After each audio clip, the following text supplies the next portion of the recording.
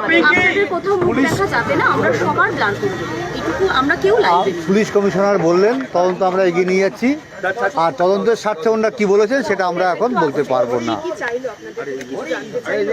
হ্যাঁ, অনেক কিছু জানতে চেয়েছেন, কিন্তু সেগুলো বলা যাবে না এখন। আপনারা আশ্বস্ত, আপনারা সন্তুষ্ট? আমরা তো সবসময় সরকারের ওপর, পশ্চিমবঙ্গ সরকারের ওপর আস্থা রেখেছি, সুতরাং পুলিশ কমিশনারদের ওপরও আস্থা রেখেছি। সেটা তো আপনি নিশ্চয়ই বুঝতে পারছেন।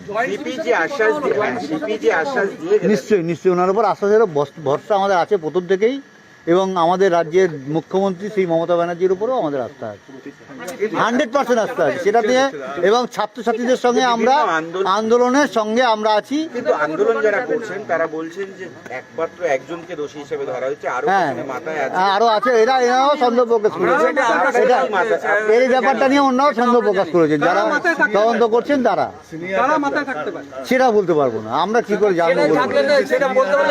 সিনিয়ররা একটু চাপে রাখতো, ওকে বেশি করে কাজ করানোর চেষ্টা করতো। পুলিশও কি জানিয়েছিল ফার্স্টে সুইসাইড করেছে? না পুলিশ না পুলিশ ফোন করে, পুলিশ ফোন করে আপনারা তাড়াতাড়ি আসুন। আপনারা ফার্স্টে বলেছিলেন যে কোনো পুলিশ ফোন করে বলেছে সুইসাইড হয়েছে। না পুলিশ ফোন করেছে, অ্যাসিস্ট্যান্ট সুপার বলে প্রথম বলে। বাড়ির কাজ মিটিয়ে আপনারা বলেছিলেন ধর্নায় বসবেন। হ্যাঁ, সেটা আগামীকাল চেষ্টা করছি, আগামীকাল থেকেই ধর্নায় যোগ দেওয়ার চেষ্টা করছি।